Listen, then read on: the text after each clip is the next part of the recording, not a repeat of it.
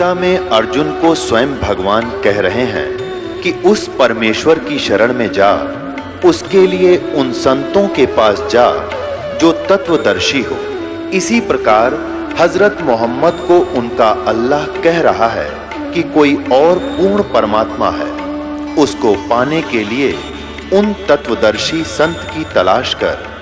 वो प्रभु कौन है, ये जानने के लिए कृपया अवश्य सुनिए जगत गुरु तत्वदर्शी संत रामपाल जी महाराज के अमृत वचन। आप यहां देख रहे हो 5-5 क्विंटल घी का तो हलवा बनता है।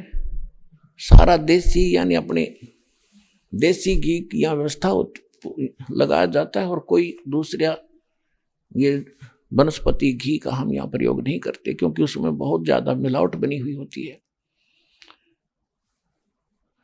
और मैं अपने मुख से कोई यहाँ की व्यवस्था की प्रशंसा नहीं करूंगा, क्योंकि आपसे कोई छुपा नहीं है। और दूसरी बात यह है कि हम यहाँ हवन करते हैं, आपसे पाठ कराए जाते हैं। कहते हैं बिन इच्छा जो देत है सो दान कहावे।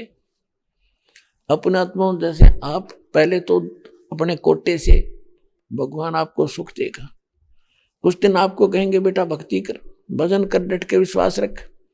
यदि आप भजन करते हो विश्वास करके, तो आपको उसी दिन वो 4 दिन शुरू कर देगा काम, आपको बहुत से लाभ शुरू हो जाएंगे। और फिर भी 1-2 महीना आप ये सुमन कर रहे हो, फिर भी लाभ नहीं हो रहा। पता होता है दास को कि ये भक्ति ढंग से नहीं कर पा रहा। फिर उसको कहा जाता है बेटा एक ज्योति करा। ज्योति यानी हवन यज्ञ। धर्म तो वो करते ही आप आते हो, धर्म यज्ञ में थोड़ा बहुत दान कर दिया, कुछ 10 रुपये 100 रुपये डालते ही हो, ताकि ये स्वाभाविक है आपका, वैसे भी आपका पहले से स्वभाव है धर्म करण का। तो उससे क्या होता है कि उसको उसका फल आपको तुरंत मिल जाता है। फिर कई कहते हैं जी मैं ऐसे ऐसे एक पाठ कराऊंगा, मेरा लड़का हो गया, लड़का हो जाता है, या मेरा फलाना काम हो जाए तो एक पाठ करा दूंगा, संकल्प कर लिया और आपने वो काम भी हो गया, आपने पाठ करा दिया, तो वो बराबर हो गया। आपने जो पाठ कराया और वो जो किसी उद्देश्य से अपनी मनोकामना पूर्ति के लिए, तो वो काम भी हो गया और उसका फल भी बराबर हो गया।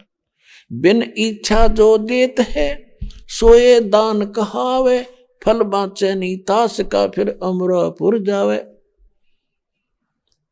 बगैर किसी मनोकामना पूर्ति के जो आप पाठ ज्योति या वैसे सेवा दान करते हो, कहते वो दान कहता है।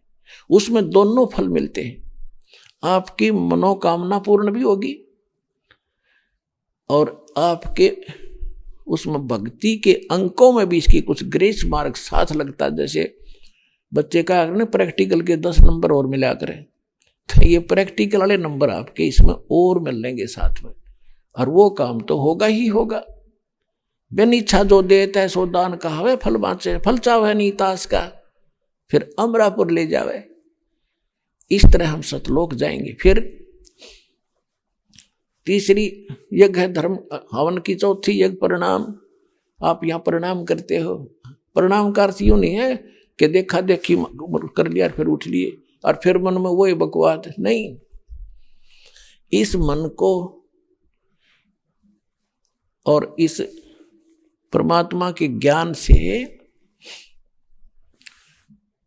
इसको नम्र करना है, इसका अहंकार तोड़ना है, इससे अभिमान टूटता है। दास को पता है एक छोटी सी पोस्ट थी जेई की और पता नहीं क्या समझा करता अपने आप ने। और जो पहली बार गुरुजी के दरबार में गया, दूसरे प्रणाम करे थे, मैंने देखूं था कोई दिक्कत नहीं है, वो जान पहचान वाला, और फिर प्रणाम करी। इतना अभिमान था, बेइज्जती होगी। और आज फिर जब ज्ञान हुआ, क्योंकि जब तक हम खाली हो लिए थे, भक्ति थी नहीं, और भक्तिहीन प्राणी इतनी अकड़ किया करता, भक्ति युक्त प्राणी कभी अकड़ नहीं करता, उसमें स्वाभाविक ऐसा गुण होता है। और फिर ऐसा भाव बिना प्रणाम ना करे इतना दिल नहीं डटता है, चाहे रेत में लौटना पड़े, चाहे गारा में गुरुजी दिखे और समर्पित और नज्जल करा, क्योंकि हमारी भक्ति बढ़ गई। जैसे आप देखते हो सरसों बोते हैं, सरसों बोते हैं, उसका फली आती है प्रारंभ में, तो उसमें कोई दाने नहीं होते, यानी वो कीमती वस्तु नहीं उसके अंदर, इसलिए वो यूं खड़ी है उसकी सारी फली। और जो जो वो दाने बढ़ते जाएंगे, परिपक्व होते जाएंगे, इतने झुक जाएगी न्यू, और धरती पर टेकने न छूने को हो जाएगी, क्योंकि अब उसमें कीमती वस्तु विद्यमान है, उसमें वो धन आ गया। तो इसी प्रकार जिस व्यक्ति में भक्ति बढ़ती चली जाएगी, वो सरसों की तरह उसमें भक्ति धन इतना जोर देगा कि वो धरती में टिका के रखेगा, टेकन न हो जाएगा। यानी जड़ प्रणाम तो करूँ और चाहे रेत में लौट जाए दाता के लिए, इस माटी का के बनेगा, या कल फूक दी जाएगी, इसके ऊपर गधे लौटेंगे, कुत्ते लोट मारा करेंगे। क्या खा के इस मिट्टी का अभिमान करते हो हम? इतना बेहुदा, ये मन इतना बेहुदा हो गया। अब इस ज्ञान से इसमें नम्रता आवेगी, और नम्रता आवेगी तो भगवान निकट रहेगा आपके। अभिमान परमात्मा को कति पसंद नहीं, और हम उसको ज्यादा लिए फिर रहे थे, तो ये विष निकाला जाएगा अभिमान वाला इस परिणाम से।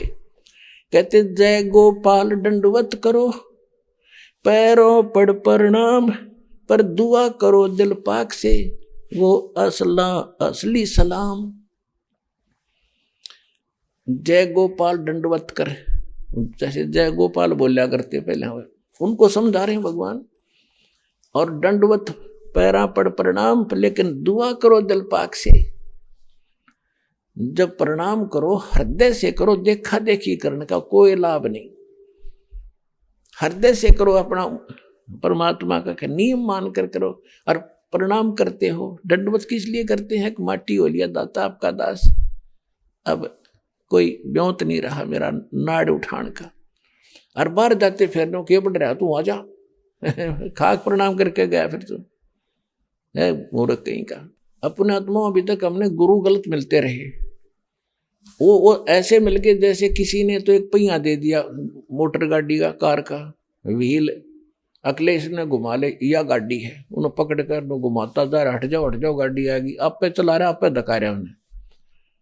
और किसी ने स्टीयरिंग दे दिया, वो काट कर छल्ला को ले, ये गाड़ी वो लिए, फिर हट जा गाड़ी आएगी।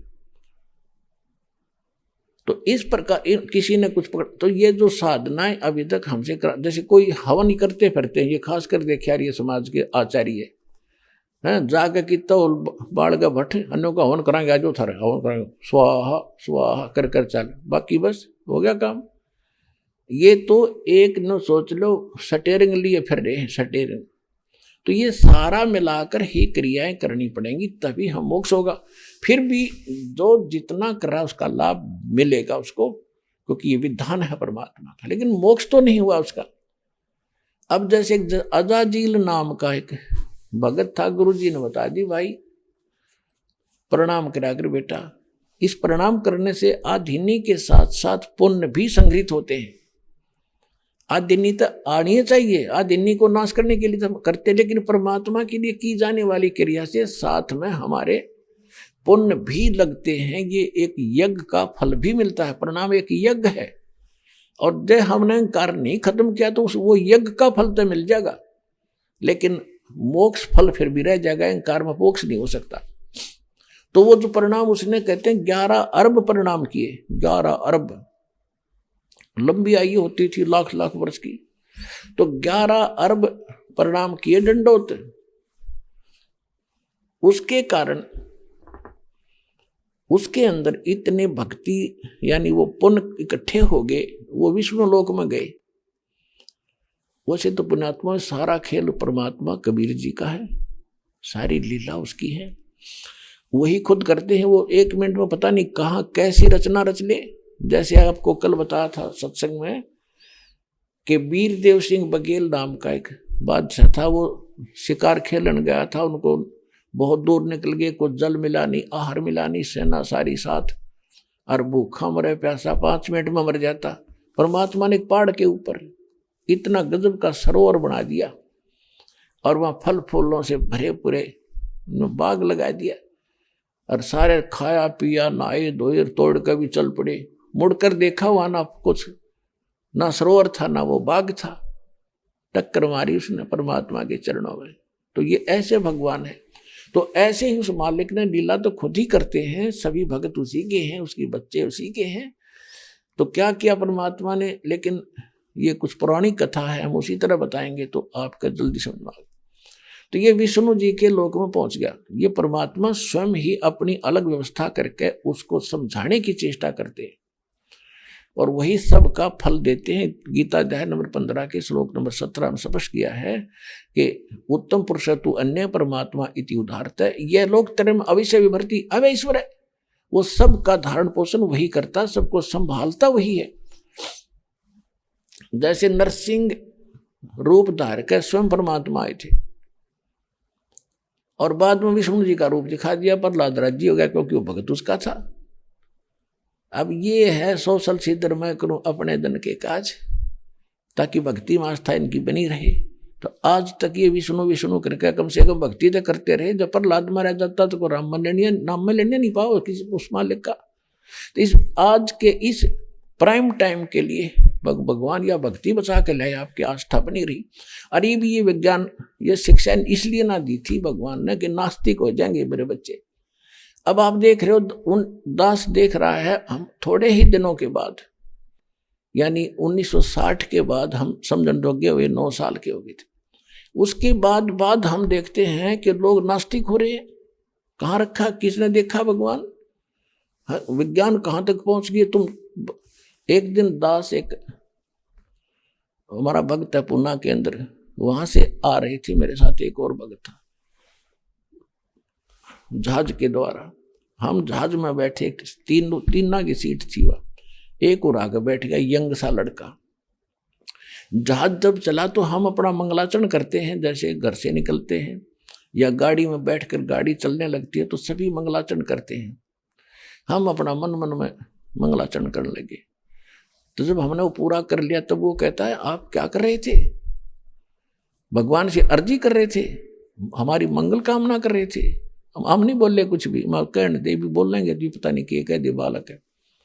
अरे वाह भाई वाह, आज के युग में चांद पर चंद्रमा पर जा लिए हैं लोग, और तुम अभी भगवान को ही मान रहे हो। हम नहीं बोले, साकेट का मुख बम्बई है, निकलने वचन भुजंग, ताकि औखद मौन है वैसे नहीं गा पाएंगे। क्यों? एक तो जवानी और फिर यह विज्ञानी, दो दोष उसमें। तो इस प्रकार हम ये नास्तिक बना दिए इसने, और भगवान इसीलिए इस विष को हमारे निकट नहीं आने दिया 4 युग तक। अब ये आया है तो अब इसका समाधान साच करेगा, ना तो नाश हो जाता। अब 30-40 साल के अंदर आप कितना जुल्म हो गया। इस दास ने 1977 में सर्विस ज्वाइन करी थी। उस समय महकमों में ये कहा करते थे कि पूरे एक महकमे के अंदर, जैसे सिंचाई विभाग में, कि फलाना अफसर, फलाना एससी सुपरिटेंडिंग इंजीनियर रिश्वत लेता है और कोई नहीं लेता। और 1995 में दास ने सर्विस छोड़ी थी। उस समय ये कहने को रह गया था कि वो एक एससी रिश्वत नहीं लेता, बाकी सारे लेते। बताओ कहां तक बिजली गिर गई। इस शिक्षा ने हमारी डिमांड बढ़ा दी, कोठी बनाएंगे, कार लाएंगे, बच्चों को अच्छी शिक्षा देंगे, उनको ये कर देंगे। जो काम करने का था भले आदमी वो कर लो। अब इसमें ये सुविधा क्यों दी? अकाल क्यों नहीं गिर रहे? कैसे नीचे से पानी निकालने की सुविधा भगवान ने दी कि ऐसी आत्माएं हो तुम, आपके लिए परमात्मा ने सुविधा करनी इसलिए पड़ी कि ये भक्ति कर लेंगे। अब जैसे हमने देखा, हमारी माता चाकी पीछा कर का कीता ही सारी लायक के आटा 2 घंटे में जाकर 2 किलो गेहूं पीछा करते और 2 घंटे लगी रहती। फिर चारा काटा करते पशुओं का, ऐसे हाथ से मशीन चला कर, और मुश्किल से 2 घंटे में जाकर 4 पशुओं का चारा मुश्किल से होता था। और अब मालिक ने ऐसी टेक्निक दी, मालिक ने दिया है दिमाग, ये माइंड, और बटन दबा दे, घर घर में चाकी छोटी छोटी बना दी, पीसो। अब हम उस समय को जो व्यर्थ हमारा जाता था, परमात्मा ने चलाई तो यूं थी कि चाकी चला दो और माड़ा हाथ में ले लो, भक्ति कर लो। नहीं पहले वो उस समय लगे रहे थे घसड़ पसड़ में, कदे वो मोटा आटा आ गया, कदे छोटा हो गया। तो ऐसे ही परमात्मा ने सुविधाएं जो आपको दी है। पहले हमने देखा गेहूं निकाला करते थे फसल काट के, एक एक महीने में 50-100 मन गेहूं मुश्किल से सेट होया करते। ऊपर पशु घुमाए जाते, एक कीकर का झाड़ का छड़ा काट के पीछे बांध लेते, उसमें घुसाए जाते। हमने खुद कर रखे वो काम, हमारे पैर कट जाया करते थे उसमें घूमते घूमते। जब जाके कि तो गेहूं निकला करती, अरे 2 घंटे में काट लाऊं 100 क्विंटल गेहूं ने। तो वो समय जो बच गया कहाँ प्रयोग कर रहे हैं? राजनीति के गप्पे मार के, या कि तो टीवी पर आंख पाड़े देखे रहेंगे, बकवास सुनेंगे, या कि तो ताश खेल लेंगे। तो अब उस समय का सदुपयोग करना आपने। जो भगवान ने आपको ये अच्छी सुविधाएं दी है, ये इसलिए दी है कि मेरे बच्चे भी मालिक बचेंगे। और हमने टेंशन बढ़ा ली गणी, भजन करने के लिए टेंशन कम होनी चाहिए, तो हमने परंपराएं बढ़ा दी, थोड़ी सी सुविधा होगी। फिर ब्याह शादी में और बच्चा होने पर जलवा पूजे, कुआ पूजे, जो पूजन की चीज थी वो तो पूजते नहीं, कुआ पर माथा मारने जाए बता। तो इस प्रकार ये कहने का भाव ये है कि इस शिक्षा ने हमें कहां से कहां जा छोड़ा। अब जो मालिक ने आपको आवश्यक थी वो चीज दे दी, आपको जरूरत थी इलेक्ट्रॉनिक मीडिया की, घर बैठे आप अपना भगवान का सत्संग सुन सकते हैं। आपको आवश्यकता थी मोबाइल फोन की, चिप डालो, इसमें मेमोरी कार्ड डालो और मालिक की आरती शुरू करो, मंत्र कर लो, कभी प्रवचन सत्संग सुन लो। यानी सारा दिन इस माइंड को बिजी रखे ना, ये तो भूत है ही मन। एक बाबा जी था, उसने अपने चेले को एक विद्या सिखा दी और उसने कहा बेटा मेरी अब्सेंस में इस विद्या को प्रयोग मत करना।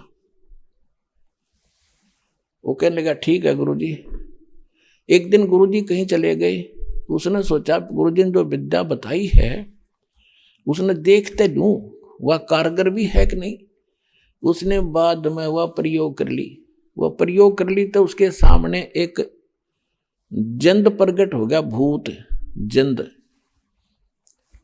और वो कहने लगा बोलो जी आदेश दो मुझको।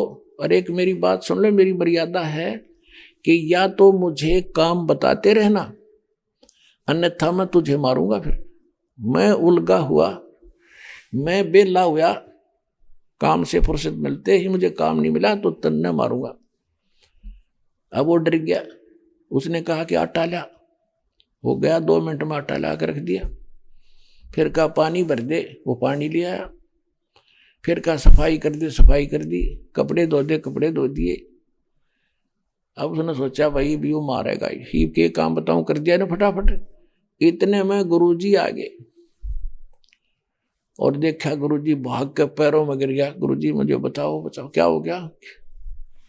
कि ये जंत मेरा पीछे पड़ गया। कि तेने वो विद्या प्रयोग कर ली? हाँ जी गलती बन गई। चलो भाई करते दी इतने गलती पर एक काम करे, इसने यूं कह दे कि एक बांस लावे लंबा। जो बोला बांस ला, वो बोले आया बांस, फट गई। तो गुरुजी बोले इसको कह दे इसमें जमीन में गाड़ दे सीधा। उन्होंने गाड़ दिया, बाकी ऊपर नीचे थोड़ा 2-4 फुट नीचे गाड़ दिया। फिर अब इसको कह दे इस पर चढ़े जा उतरे जा। जब मुझे जरूरत होगी तो ना बुला लूंगा।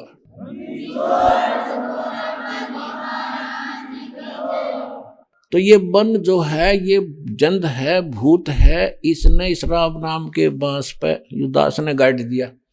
अरे इस पर चढ़ाए जाओ और उतरे जाओ, इसको ऊपर लाए रखना इस मन को। ना तो ये भूत है तुमने और कितना जाने कित ले जाएगा उठा के, ना वहां के को बंद करवा दे, आपको दुखी रखता। काम हो तो इसने बुला ले, यानी अपने काम धंधा कर ले, फिर राम नाम पे, इस राम नाम के बांस पे इसने चढ़ाए रखे, तब यो जीण देगा तुम्हें और काम भी खूब करेगा, ऐसी बात नहीं हो। तो इस प्रकार हमने ये जो करना था इस विद्या से, अपरमात्मा को ने आपको वो चीज देनी थी वो दे दी। अब ये वैज्ञानिक कितना घूमते रही हो, चांद दिन न छाण मारा, मंगल ग्रह पे न धक्के खा लिए। ये तो खाली खोखे पड़े, कख नहीं, कितने दर धक्के खा लिए ये। और वहां चले भी, वहां मान ले जाने में इनको कम से कम 10 वर्ष लगते हैं, और वहां कुछ पा भी गया तो वहां कौन गड्ढेगा? क्या करेंगे उधर जाके, उन्हें रहने देंगे कोई वहां वाले? ये तो स्वर्ग के अंदर है, जो यहाँ से काफी दूर है, इनकी मशीनरी वहां नहीं जा सकती। और वहां देवताओं की टेक्निक इनसे बहुत तगड़ी है, इनको रास्ते में खत्म कर देंगे। तो वहां जाने का तरीका ये है। और हमने इनके स्वर्ग में जाना ही नहीं है, तो सारे खोखे एक दिन सब नष्ट होंगे, वहां जाकर भी वापस आना पड़ेगा। तो हमने वो स्थान खोज लिया है जहां भगवान बताया करते थे, तो वहां चलो सारे, तुम सभी वहीं थे। एक भगत कह रहा था जी सारे वहां चले गए, नाम लेने से पहले इसकी पत्नी नाम ले लिया, और वो नौका जी सारे सतलोक चले जाएंगे तो यहाँ कौन रहेगा, थोथा मुंह करके। मैं बोला चांद पर रह लेनो भी खाली पड़ा, मंगल ग्रह सारे खाली पड़े, एक खोखा यो भी घूमता रहेगा, पत्थर खाली, तुमने शर्म मारना इसका, अरे कोई सुख है। और कल ये एक दिन इस पर पूरे पर प्रलय होगी, कोई नहीं रहेगा, तब कौन रहेगा यहाँ पर। न बोला किसने देखी है बता, ये ने कौन समझाओ किसने देखी है। तो ये बातें सारी सत्संग से सेट होंगी, किसने देखी है, इसमें कितनी सच्चाई है। जब भगवान ने बताई और संतों ने देखा और फिर बताया, तो यह सारी सच्ची है, इसको मानने पार पड़ेगी, हमने मानना ही पड़ेगा। तो कहने का भाव यह है कि हम नास्तिकता की ओर चल पड़े, इस विज्ञान के अज्ञान से और अपरमात्मा के ज्ञान से। अच्छा, परमात्मा ने आपको जो चीज आवश्यक थी वो दे दी, बाकी कुछ भी करते रहो, जो इसमें अवगुण हैं वो खत्म हो जाएंगे। जैसे अब तो इन मोबाइलों में जवान बच्चे बकवास भरे फिरते हैं, इसमें खूब बिगाड़ हो गया। अब जिन बच्चों को हमने खूब देखा था, जब शादी योग्य जब तक नहीं होया करते बेटा बेटी, तो कोई विकार या बकवाद उनको देखने सुनने को भी नहीं मिलती थी। अब बच्चा समझन जोगा होते ही, और ये यूट्यूब और ये मोबाइल फोन जब वह चलाना सीख ले, चाहे उसने कख ना आता हो अपने पढ़ाई का, इसने जरूर सीख ले, और जब वह ढूंढ ले कड़ोई बकवाद भरी है। तो बिगाड़ कालना तो कति नाश करने के लिए कोशिश की थी, लेकिन दयाल ने अब इसका सदुपयोग बताया है। अब इसका सदुपयोग करेंगे हम। छोटे छोटे बच्चे आरती लाया करेंगे, कान में लीड ला दे मामा मई मम्मी मंत्र करूंगा, अब वो आड़े मंत्र करें, वो सुने बकवास दूसरे आड़े, तो वो सारे ही आएंगे फिर भगवान के दरबार में। इस ज्ञान को समझेंगे तो उनका भी उद्धार होगा। बुराई आप पर जी नहीं करा फिर करने, ये देखने भी दिल नहीं करेगा आपको, ये बकवास दें टीवी फिल्म इनके अंदर, ये सब खत्म हो जाएंगे। तो इस ज्ञान से, अब विज्ञान ने तो हमारे को ये बकवास दी, और तत्व ज्ञान इन सब का नाश करके हमें भगवान देगा, इससे हमें ज्ञान मिलेगा। अब पुण्यात्माओं, हमने परमात्मा की हर एक बात को स्वीकार करना होगा, तब हम आगे बढ़ेंगे। कहते हैं परमात्मा से क्या मांगना है, साईं इतना दीजियो जा मैं कुटुंब समावे, हम भी भूखे ना रहे अतिथि ना भूख जावे। हे दाता, इतना अपने दास को देते रहना, हम भी भूखे ना रहे, और कोई हमारे द्वार पे अतिथि आ जावे तो वो भी परमात्मा भूखा ना रहे।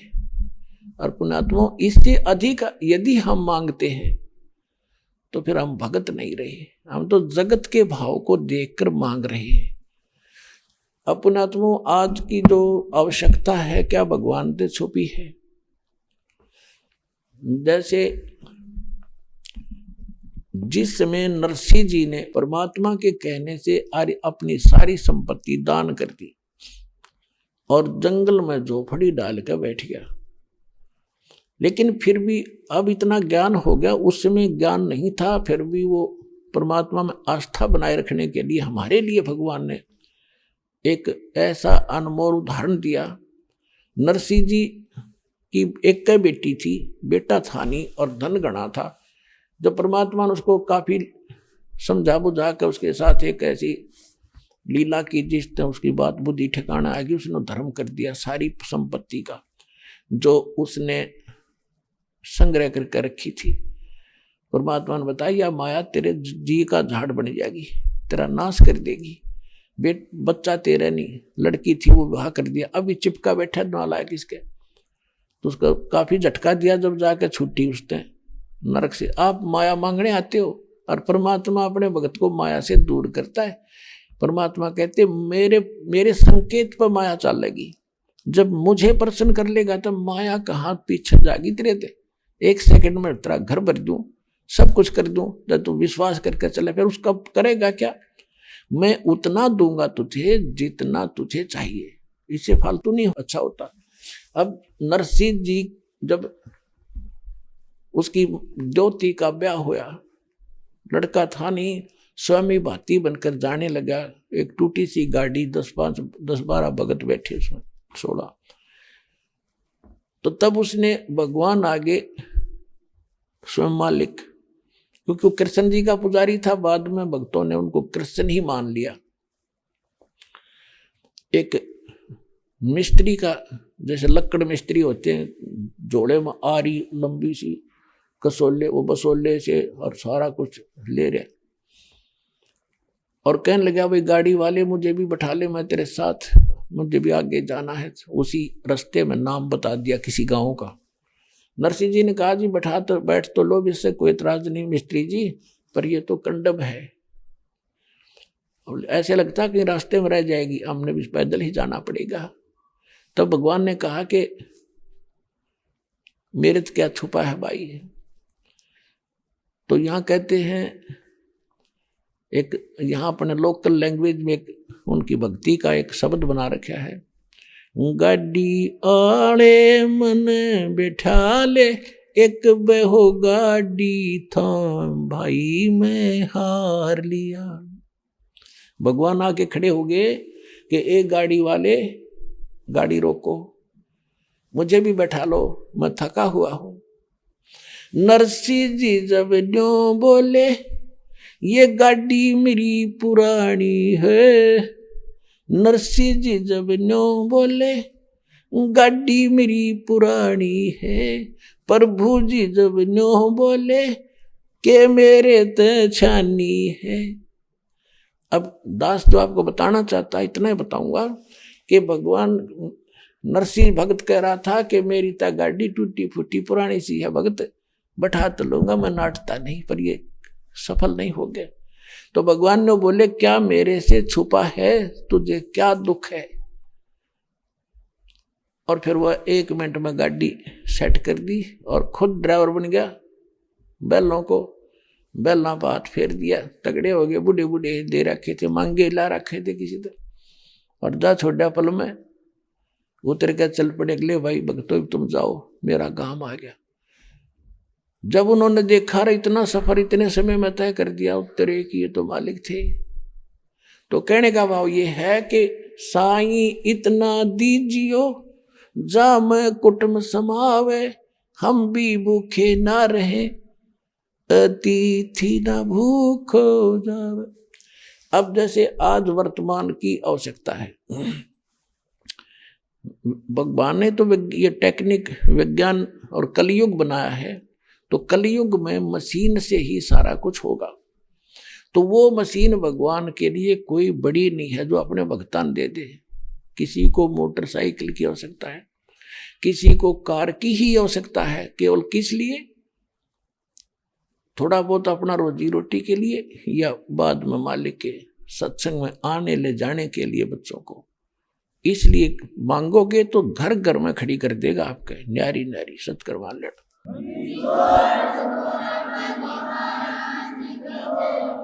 अरे बेमतलब बकवाद मांगोगे, मालिक नहीं देगा, चाहे कितनी डिमांड करते रहियो, जो आपको हानि होती दिखे। तो परमात्मा से हम कुछ मांगेंगे तो क्या उससे छानी है, क्या छुपा उससे। हमारी आवश्यकताएं, हमारी डिमांड, हमारी विपत्ति उस मालिक से छुपी नहीं। ये भाव था दास का ये कहने का। तो इसके लिए एक थोड़ा उदाहरण, एक परमात्मा ने जो लीला करके दिखाई, उसको हमने भी कुछ अपने जीवन में ढालना पड़ेगा। अब परमात्मा यही ज्ञान सुनाया करते थे जो दास सुना रहा है,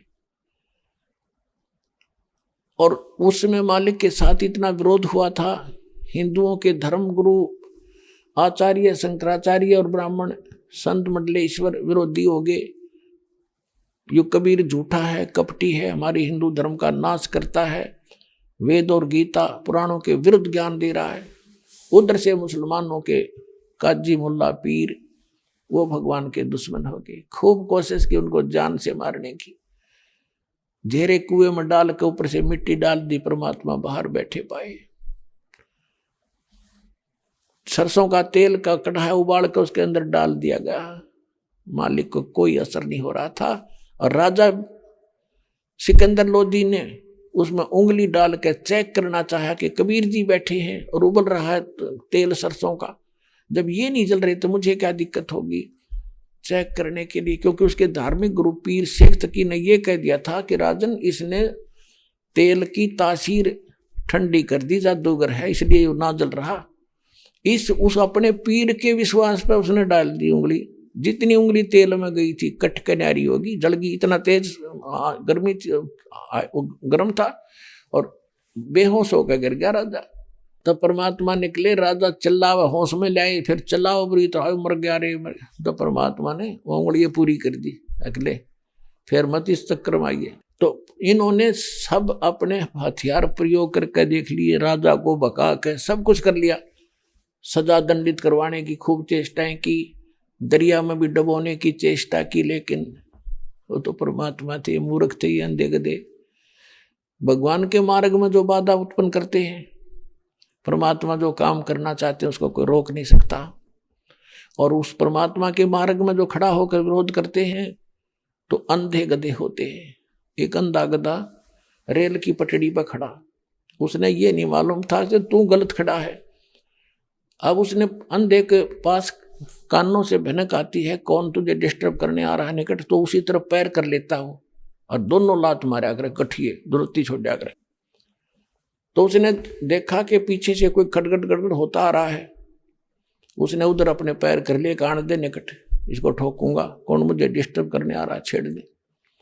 वह गाड़ी निकट आई, उसने दोनों लात मारी वो उठा के पटक दिया, भाई पड़ा एक लोहा जाके। अब उस मूर्ख को ये नहीं पता था तू गलत जगह खड़ा है, या तो रेल मार्ग है तो आवेगी, इसने रोका कैसे तू। तो ये जो भगवान का चलाया मार्ग होता है, जो मालिक स्वयं आए थे, आज यूं चला रखे है जो दास के माध्यम से, और इसमें जो बाधा करेगा वो अंधा गधा होगा, कति मूर्ख महामूर्ख होगा, उसकी ऐसी हालत होगी। अब अंधा गधा था कौन, हिरण्यकशिपु। उसने अपना भट्ठा बैठाया और भगत को सताने की और उसके मुबादा करने की, भक्ति से हटाने की चेष्टा की थी, उसका सर्वनाश हुआ। तो इस प्रकार पुण्यात्माओं, परमात्मा उस समय ये ज्ञान दिया करते थे। और कैसे रहते थे, एक झोपड़ी में एक निर्धन व्यक्ति कपड़ा बुनते थे, 5-7 दिन में कोई कपड़ा बुनाई आती थी, उससे रोजी रोटी चलाते थे, आटा लाते थे मोल। तब परमात्मा के 4 परमात्मा खुद जो हैं, 2 माता पिता, 2 बालक और एक आप, 5 सदस्य थे। 2 बच्चे, एक लड़का लड़की, परमात्मा ने मुर्दे जीवित किए थे किसी कारण से, ताकि ये कुछ समझ जान लोग, इससे कारण से मुझे मान लिया आई एम गॉड। और 2 उनके मुंह बोले माता पिता थे, जो उनको कमल के फूल से, जहां मालिक सतलोक से आकर विराजमान हुए थे, अपने निज स्थान से आकर वहां से उठा लाए थे। तो एक गृहस्थी जीवन जीकर दिखा रहे थे कि भाई भगवान की भक्ति करने के लिए मानव शरीर मिलता है। इससे हटकर जो तुम यहाँ कोठी बंगले कार जोड़कर जो तुम व्यवस्था बनाने की चेष्टा कर रहे हो, तुम्हें ज्ञान नहीं आका।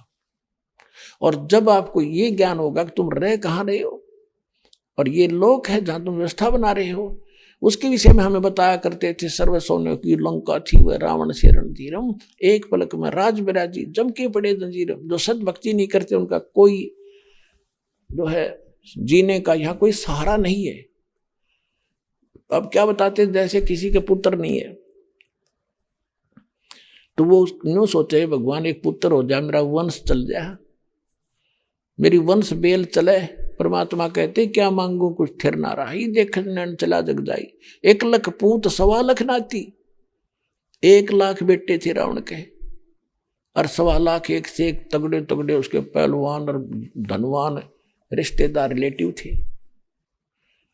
और आज उस रावण का कोई दीपक लाने वाला नहीं, 1 लाख के पिता के पुत्रों में से एक भी नहीं बचा, क्योंकि सत भक्ति ना करने से कभी भी बिजली गिर जाएगी, पूरा कुल नाश हो सकता है।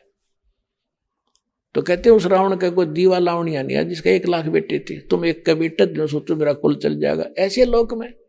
और बड़ी बात करते हैं, कोई भी गांव बसा है 1 या 2 लोगों से, व्यक्तियों से वो पूरा गांव बस गया, उसका कुल है वो। और वो खुद कहाँ है, मन ना जाने कि गधा बन के घूम रहा हो, वो कुल के काम आया उसके। परमात्मा कहते हैं कुल करने के कारण अंसा गया बेगो, और जब ये कुल के कर लेगा तू 4 पाया का हो। ठीक है, जहां भी आपका जन्म है, आपका कुल है, उस कुल को सुधारना है तो भक्ति करनी पड़ेगी। वो अभी परम पिता परमेश्वर कबीर जी की आपका 101 पीढ़ी पार हो जाएगी, 101 पीढ़ी।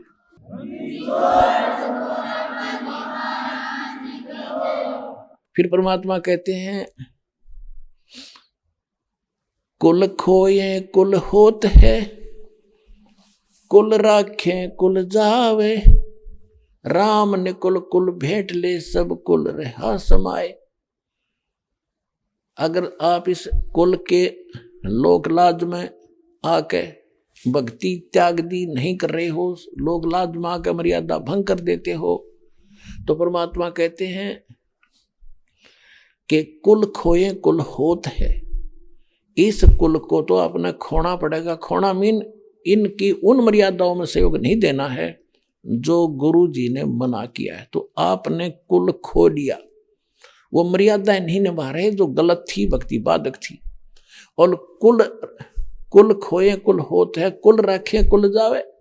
लोक लाज में आके मर्यादा भंग कर दिया आपने, कुल की मर्यादा तो राख ली, लेकिन भगवान रुस गया आपसे, वो रुष्ट हो गए। वो कुल भी गया और आप भी गए, फिर गधे बने वहां कुल, कुत्ते में जन्म लिया वहां भाईचारा, साये मिल लेंगे, माता पिता भी मिल लेंगे और भाई बहन भी वहां मिल लेंगी। परमात्मा कहते हैं मात पिता मिल जाएंगे 184 माही, सतगुर सेवा और बंदगी भाई फेर मिलन की नाही। माता पिता तो आपको सब जगह मिल जाएंगे। गधे का जन्म लेंगे वहां भी माता पिता, कुत्ते का जन्म लेवाएंगे वहां भी माता पिता, सुअर का जन्म लेंगे वहां भी माता पिता, और सारा कुल तैयार पाओगा। लेकिन मानुष जन्म पाकर नहीं रटे हरि नाम, और जैसे कुआ जल बिना फिर बनवाया क्या काम। लेकिन ये मनुष्य जीवन फिर नहीं मिलेगा। और माता पिता तो बहुत मिल जाएंगे।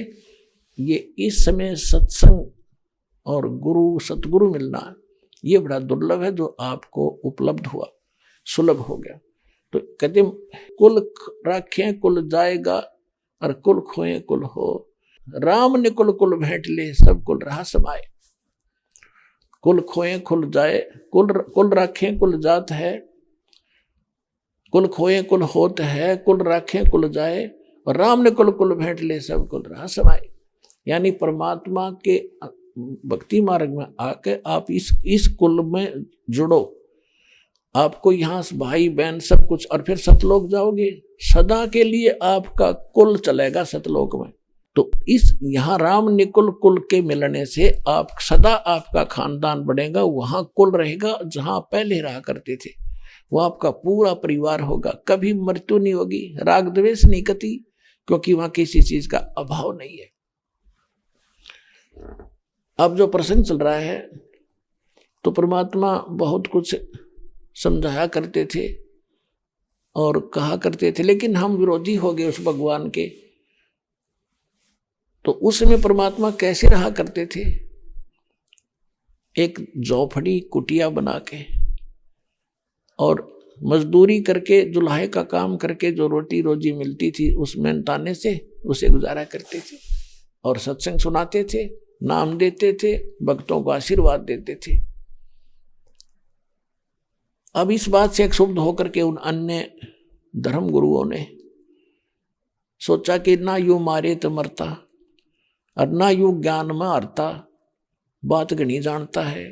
तो इसके लिए एक तरीका अपनाया कि इसको इतना लज्जित कर दो कि गांव छोड़कर भाग जा, काशी छोड़कर भाग जाए। उन्होंने झूठी चिट्ठियां डाल दी उन चिट्ठियों में लिख दिया, पत्रों में, कि कबीर जी भंडारा करेंगे, कबीर पुत्र नीरू, काशी नगर बनारस, 3 दिन का भंडारा होगा। और प्रत्येक भोजन के उपरांत एक दोहर देगा, एक असरफी देगा सोने की, 10 ग्राम सोना। और सब साधु संतों के डेरों में, मंडलेश्वरों के डेरों में, छोटे मोटे गांवों में, तो ये तो डेरे वाले लालची हुआ करे। तो उन्होंने पता चला कि भाई कमाल का भंडारा, कोई बड़ा सेठ है, प्रत्येक भोजन के बाद असरफ दोहर देगा। दोहर बहुत बड़ी कीमती चीज हुआ करती, कंबल जैसी। आजकल जो बहुत बढ़िया कंबल हो वो समझ लो, उसमें दोहर कहा करते उसको। और वो बनी होती थी, खद्दर से ही बनी होती थी। तो सब ही लिया अपने, सारे मंडलेश्वर जितने डेरे आड़े थे, किसी के पास 1000 चेले थे, किसी 200 थे, किसी 500 थे, जगह जगह डेरे बना रखे, वहां छोड़ रखे थे, सारे ले आए। 18 लाख वो साधु संत आ गए इस लालच में कि भंडारा खावांगे। और सारे चिल्लन ले आए कि सारे दौर मिलेगी, सब नसरफी मिलेगी, सारी गुरु जी को वो देंगे, वो कहाँ ले जाएंगे। वो गुरु जी इस चक्कर में, कति को बीमार सिमार डुल्ला लंगड़ा था, उसने भी ले आए साथ में अंधा काना। तो 18 लाख आदमी चिट्ठी ले रहे वहां इकट्ठे हो गए। रविदास जी सुबह सुबह जाया करते थे सैर सपट्टे को। रविदास जी और कबीर परमेश्वर जी अधिकतर इकट्ठे रहते थे।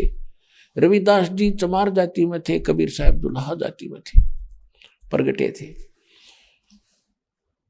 तो वहां रविदास जी ने देखा इतनी जनता खड़ी, साधु संत, कि आज क्या हो गया इस काशी में भाई, इतनी जहां देखा बंदे बंदे, आदमी आदमी। रविदास जी ने पूछा उन साधु संतों से कि कैसे आए हो महाराज। कहने लगे यहाँ, अरे काशी वार को, उनको बहुत तन पूछ लिया था पहले, कैसे आए हो कैसे आए हो। रविदास जी भी पहुंच गए इसी समय। तो कहने लगे काशी वाले, तुम कौन सी दुनिया में रहते हो, तुम्हें पता नहीं हम इतनी दूर से आ गए, क्या भंडारा हो रहा है। परमात्मा रविदास जी ने पूछा भी कौन दे रहा है, कि कबीर पुत्र नीरू। देख, परमात्मा ने पूछा कोई तुम्हारे पास पत्र है, कहाँ है, देख ये रहे पत्र। रविदास जी अनपढ़ थे कि भी जो इतने कॉन्फिडेंस से सारे बता रहे हैं तो बात तो सच्ची है यार। अब वो तुमको पता था कि किसी जालिमों का किया हुआ जुल्म है हमारे परमात्मा पर। उसी से में वापस आ गए, कित के फरेसों थे वो। पहुंच गए कबीर परमेश्वर की कुटिया में और जाकर कहा कि महाराज आज तो काशी छूटेगी। बहुत बुरा हाल हो गया। क्या हो गया भाई, क्या हो गया भक्त। हे महाराज, हे महात्मा जी क्यों चिंतित हो गए। कबीर साहब बोले, बोला जी चिंता का विषय हो गया। और क्या बात है कि पता नहीं अनगिन आदमी आ रहे हैं बाहर, साधु संत, और सबके हाथ में चिट्ठी है। और ये दुष्टों ने लिख रखी है, दिखा इन्हें कर दिया काम, इन ब्राह्मणों ने और काजी मुल्लाओं ने मिलकर। और ये लिख रखा है कि 3 दिन का भंडारा होगा और एक मोहर, एक प्रत्येक खाने के बाद दोहर देंगे और एक सोने की असरफी देगा। ये उन्होंने कह रखा है। अब कबीर साहब बोले भाई रविदास जी बैठ जाओ और सांकड़ बंद कर ले, अंदर से कुंडी ला ले और भीतर बैठ जा। ये शाम होने दे आज क्यों करे, मैं छोड़ के काशी मैं तो चला जाऊंगा अपने बच्चा न माता पिता न लेकर। आइए अब हम उन श्रद्धालुओं के अनुभव जानते हैं जो जगत गुरु तत्वदर्शी संत रामपाल जी महाराज जी से दीक्षा प्राप्त कर चुके हैं तथा उनके द्वारा बताए गए भक्ति मार्ग पर चल रहे हैं। नमस्कार सर। नमस्कार सर जी। सर क्या नाम है आपका? रोशनलाल जी। रोशनलाल जी आप कहाँ से हैं? मैं गांव खानपुर ब्लॉक सीवन जिला कैथल हरियाणा से जी। सर संत रामपाल जी महाराज से नाम दीक्षा आपने कब ली? मैं सितंबर 2013 के अंदर जुड़ा जी। संत रामपाल जी महाराज से नाम दीक्षा लेने से पहले क्या आप कोई भक्ति साधनाएं भी करते थे?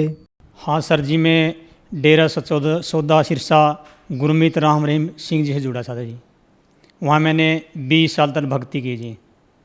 और कुछ मैं 3-4 महीने आशुतोष महाराज जो नूर महल वाले, उनके साथ जुड़ा बाद में। सर आपने बताया कि आप 20 साल से डेरा सच्चा सौदा सिरसा से जुड़े रहे, तो आपने क्या भक्ति साधनाएं की वहाँ? सर जी वहाँ पर हम एक बेड्डा चाल के हिसाब से लगे हुए थे क्योंकि हमारे रिश्तेदार बहना को ये रिश्तेदार कईयों ने नाम लिया हुआ था। तो बचपन से ही फिर मैंने भी 3 मार्च 1993 को सीवन के अंदर गुरमीत राम रहीम सिंह आए थे, तो वहाँ से मैंने नाम दीक्षा वहाँ से ले ली थी। तो उनके अनुसार ही मैंने भक्ति करी। तो मैंने 1995 के अंदर डेरा सच्चा सौदा सिरसा के अंदर पक्की समिति के अंदर नाम लिखवा लिया था जी। वहाँ पर 7 नंबर मोटर है जी, वहाँ पर खेता समिति बोल रहे हैं उसको जी, मैंने वहाँ पर सेवा करी। उसके बाद लंगर घर के अंदर मैंने पक्की समिति में सेवा करी। तो उसके बाद फिर मैंने जामीन सके जो लोकट होते हैं 6 नंबर कमरा, एडर समिति बोलते हैं उसको जी, वहाँ पर मैंने सेवा करी। मैंने ग्रीन एस की वर्दी ली हुई थी जी, सात सतनाम जी जो ग्रीन वेल फोर्स है नहीं डेरा सच्चा सौदा सिरसा की, वहाँ से मैंने वर्दी ली हुई थी जी। तो मैं सीवन ब्लॉक का ग्रीन एस वेलफेयर फोर्स का जिम्मेवार भाई भी था जी। और सीवन ब्लॉक के अंदर 2009 के अंदर मेरे को 7 मेंबर कमेटी का जिम्मेवार बनाया गया। ये ग्रीन एस की वर्दी के अंदर मैं बैठा हूँ जी, यही साइड में भी ग्रीन एस की वर्दी के अंदर बैठा हूँ जी। ये ग्रीन एस की वर्दी है जी मेरी, ये ग्रीन एस की वर्दी के अंदर मैं बैठा हूँ जी। ये मेरे परिवार के सदस्य हैं और साथ संगत है जी, ये सरपंच वगैरह ये हमारे गांव के हैं जी। ये ग्रीन एस की वर्दी के अंदर मैं बैठा हूँ, इधर मेरे अंगूठे के पास मैं हूँ जी। ये ग्रीन एस की वर्दी मेरे पास थी जी, और मैं इसका जिम्मेवार था जी सीवन ब्लॉक का जी। तो मैंने वहाँ पर तन मन से सेवा करी है जी, जो भी सेवा आती वहाँ जाते थे जी हम। तो जो राम रहीम महाराज ने सरसा वाले ने हमारे भक्ति भाई हमने तन मन से भक्ति करी है, लेकिन फिर भी हमारे कोई फ़ायदा नहीं हो रहा था जी। क्योंकि यदि शरीर ही सुख होगा नहीं तभी भक्ति कर सकते हैं आप। तो मेरे जी एक शरीर के अंदर प्रॉब्लम थी जी, मेरे को भूख नहीं लगी थी बिल्कुल भी, मेरा शरीर बहुत कमज़ोर हो चुका था। दूध का भी पाइया दूध भी मेरे को पिया नहीं जावा था बिल्कुल भी जी। कलियाई आई कर दी, रोटी भी 1-2 रोटी खाया करता। परिवार के चिंतित हो गए भाई बहुत कमज़ोर हो गया, तो भाई ये तो खाना ही नहीं खाता है।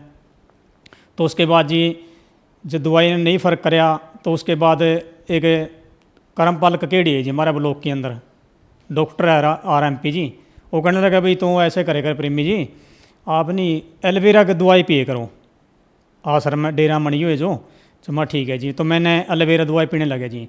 मैंने जो 2-3 साल पी दवाई एलोवेरा जी, तो मेरे को भूख लगनी होगी स्टार्ट जी। तो फिर मेरे को लाग कर गई जी दवाई, वहाँ दवाई छोड़ दी जो वही हालत पहले बारी मेरे साथ हो जाती है फिर जी। तो मैं बहुत परेशान था जी, मेरे को भूख हो गई प्रॉब्लम थी, मेरा हर समय चिंता रह रही थी जी। तो फिर ये कोई फ़ायदा मेरे को लगा नहीं वहाँ पर जी। तो और भी जी जैसे वहाँ पर हमने भक्ति करी, आप जैसे वहाँ सरसा में राम रहीम जी की तारीख लगे कर दी पेशी, जो केस चल रहे थे, तो अम्बाड़ा के अंदर चंडीगढ़ के अंदर पेशी लगे कर दी, हम हर पेशी पर जाए करते जी। तो अप्रैल का महीना था, पूरी कटाई का सीज़न चल रहा था जी। तो राम रहीम जी संगत को दर्शन देने खतर आए थे जी, गांधी ग्राउंड अम्बाड़ा में जी। पेशी पे था, सीधे वहाँ गए जी, वहाँ दर्शन दे गए। तो वहाँ उन्हें बोले भाई बेटा आज तो आप सारे की कुल तार दिए मैंने, भाई जो इस सीज़न के अंदर आए नहीं कि गेहूं की कटाई का सीज़न है, ये भी सीज़न है, आप यहाँ पर आए हैं, आपकी आज तो 21 कुल तार दी हमने। तो जी हम खुश हो गए, भाई 21 कुल तार दी, भाई पिताजी बोले करते हम तो उसको जी, भाई 21 कुल तार दी। फिर मेरे मन में चिंता ये भी हुई जी, भाई यार 21 कुल कहाँ से उतरे, तेरा तो पितर नहीं उतरे अभी तक, तो पितर तंग करे करता जी। क्योंकि 1993 में मैंने डेरा सच्चा सौदा सिरसा नाम लिया, नाम लेने के बाद वो कहे करते भाई पुत्र भूत प्रेत पितर कुछ नहीं है यहाँ, ये पत्र पूजा वह कुछ नहीं है, ये सारे छोड़ दो उनको। तो सारे परिवार को हमने जी सच्चे सिरसा से नाम दवा दिया 1995 में। हमने मन में यही विचार था जी भी जो हमारे पितरों को नहीं छुटवा सकता, तो हमारा 84 का चक्कर काल तक ऐसे छुटवा हमारे को ये। लेकिन कोई मार्ग नहीं मिल रहा था जी हमको, भाई कहाँ जाएं, कौन गुरु है वो। क्योंकि राधा स्वामी वाले को बड़ा डेरा मानने करते, तो राधा स्वामी वाले भी डेरा में सरसाए कर थे। क्योंकि राधा स्वामी वाले कहते थे कि भाई जो कर्म है नहीं, दुख मुसीबत किसी पे आ गया तो कह रहे भाई कर्म तो भोगने पड़ेंगे। तो वहाँ के राधा स्वामी वाले वहाँ आ जाए कर दे, और तो परमात्मा अपने भक्तां की दृढ़ भक्ति करने के लिए उनको सरसा में फायदा दे कर दे लाले। क्योंकि यहाँ तो सारे कीड़ी से लेकर आते थे, परमात्मा के बच्चे हैं सारे सारे। तो यदि परमात्मा किसी को फ़ायदा नहीं देगा, नकली गुरुओं के चरण में बैठे हैं, परमात्मा उनको फ़ायदा देता है। क्योंकि भाई दृढ़ रहे मेरी भक्ति वह नहीं, तो नास्तिक मन जैसे फ़ायदा नहीं देगा परमात्मा। इसलिए वहाँ फ़ायदा हो जाता था जी किसी किसी को। तो वो फ़ायदा होने का लाले वहाँ पर दृढ़ हो रहे थे, तो हम भी वैसे दृढ़ हो रहे थे, तो कोई रास्ता हमें मिल नहीं रहा था। तो फिर आप संत रामपाल जी महाराज की शरण में कैसे आए? कि भाई ये सुनो आप, गुरु जी हैं कि राधा स्वामी की उसमें चर्चा थी जी, मैंने सुनी गुरु जी का, मन अच्छा से लगा कुछ। तो उसके बाद जी घर के देखने दे, मैं सत्संग लगाने लगा जी, घर के देखने दे मेरे को बिल्कुल भी। तो मैं अलग से टीवी ले गया जी, वो मैंने सत्संग सुना जी गुरु जी का। मैंने संत रामपाल जी महाराज सत्संग सुना जी, बहुत बढ़िया लगा जी। वो प्रमाणित भक्ति बताते हैं जी, क्योंकि वो तो एक देखे देखी भक्ति बताई करते, वैसे उनकी तो बेड़ा चाल में थे, तो सरसे वाले तो राधा स्वामी का तो एक कुआ का पानी है सारा सारा उनका तो।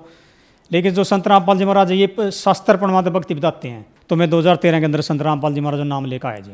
सर, संत रामपाल जी महाराज से नाम दीक्षा लेने के बाद आपको क्या क्या लाभ प्राप्त हुए? देखो जी, प्रथम लाभ तो सतभक्ति मिली जी, क्योंकि जो मानस जन्म है ये बड़ा ही दुर्लभ है और ये बार बार हाथ नहीं आता जी।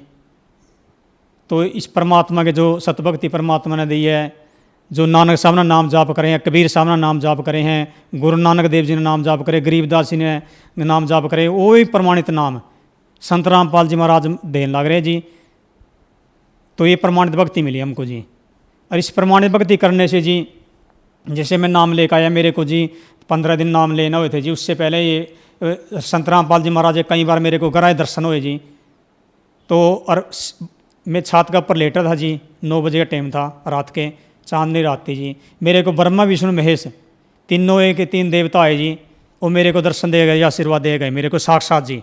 कोई ये नहीं भी ये कोई स्वप्न में दे गए हैं जी, या कोई अंतर्ध्यान हो रहे थे जी, जैसे ये आँख मीच का भक्ति कराम दूसरे संत। और संत रामपाल जी महाराज आँख खोल का भक्ति कराम है, क्योंकि कबीर साहब का शब्द है साधो सहज समाधि चली, भाई आँख ना मुंदो कान ना मुंदो तने कष्ट न धारो और हंस हंस सुंदर रूप नहीं आरो।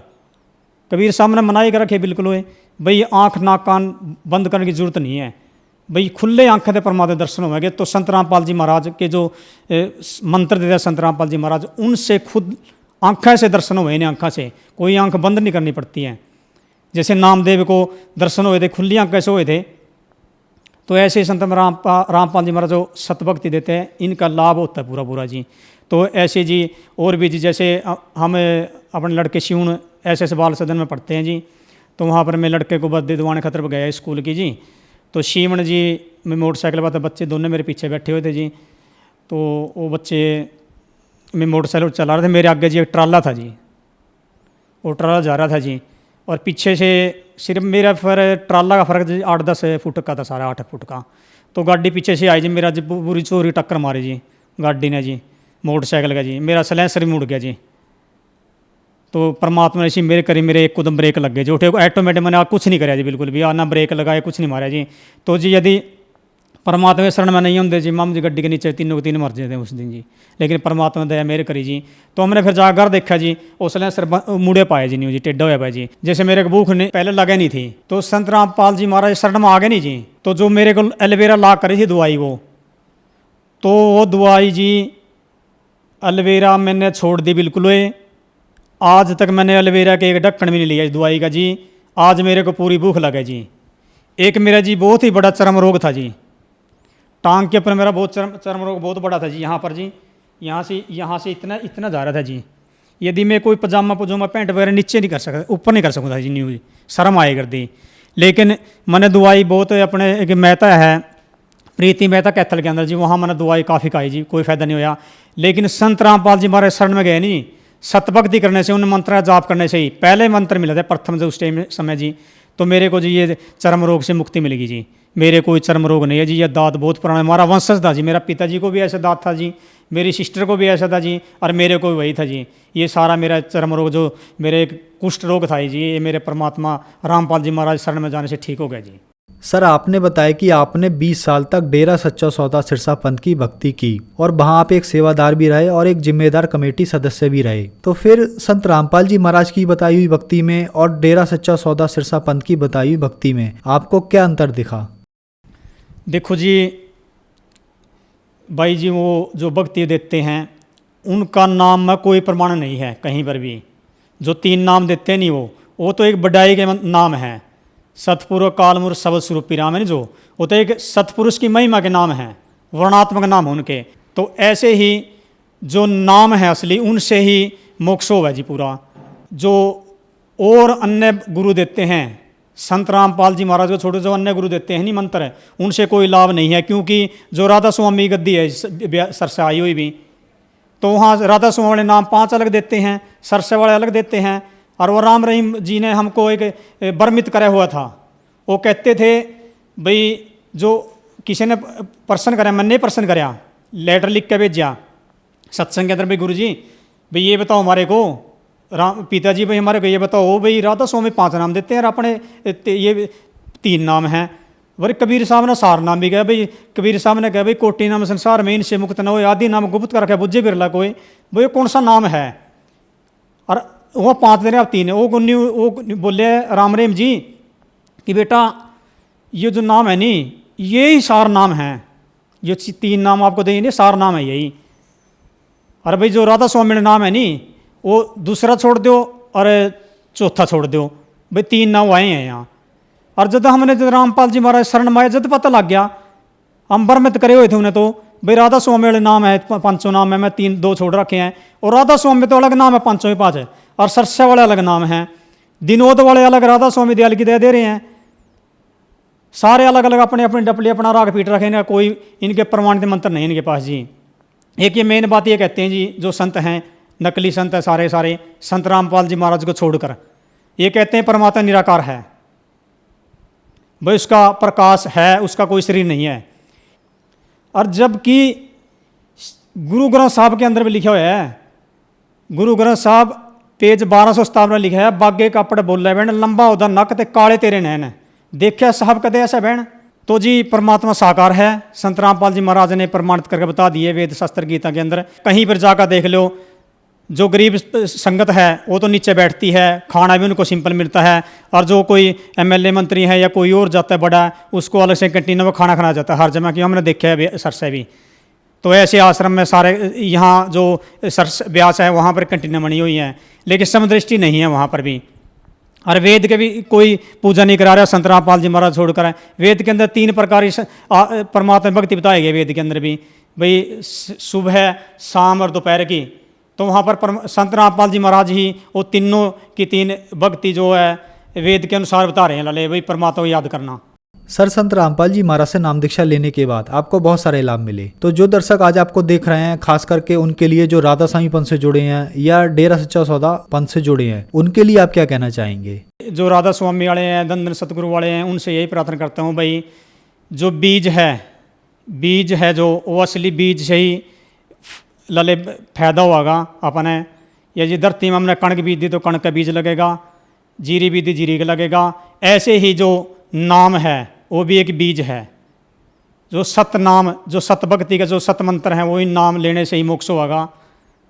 क्यों फरीद साहब ने कहा, फिर बाढ़ दा दाख भी जोरे किक्कर भी जट होंडे हैं कटड़े लोड़े हुए पट, भाई जट जिम्मेदार बीजत किक्कर का बीज है, और बाड़ा दाख काजू किस्म बेडा गुण मिल जाए। जो संत रामपाल जी महाराज सत भक्ति बता रहे हैं, जो प्रमाणित है, उसका सारे ग्रंथों के अंदर प्रमाण है, उसी से मोक्ष होगा, नहीं अन्य कहीं भी फिरे जाओ वहाँ कहीं भी मोक्ष नहीं है जी। मैं सारे भाइयों से हाथ जोड़कर ये प्रार्थना करता हूँ भाई, यदि आपने मनुष्य जन्म का लाभ उठाना है और मोक्ष प्राप्त करना है तो संत रामपाल जी महाराज की शरण में आओ और अपना कल्याण कराओ। धन्यवाद सर। सत साहिब जी।